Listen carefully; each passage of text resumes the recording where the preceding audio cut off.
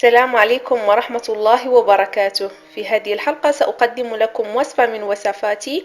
هذه الوصفة عبارة عن سلطة الخرشف. أول شيء سوف نحتاج إلى كمية من الخرشف تقريبا حسب الكمية المتوفرة عندكم. أنا هنا عندي نصف كيلو من الخرشف مقطع إلى مربعات صغيرة. عندي كذلك قليل من الزيتون مقطع دوائر، كذلك قليل من زيت الزيتون، وعندي قليل من عصير الحامض.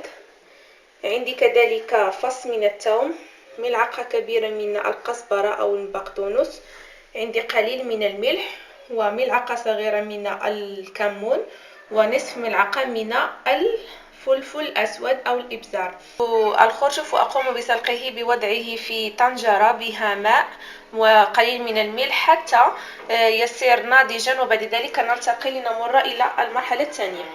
بعد أن قمت بسلق الخرشف جيدا نضعه في مقلاة. أضع البقدونس المفروم، أضع الملح، أضع الفلفل الأسود، أضع الكمون، أضع الثوم مفروم، قليل من زيت الزيتون، وأضعه فوق نار هادئة. سوف أتركه يتقلى جيدا. بعد ذلك سأضيف الحامض، عصير الحامض والزيتون.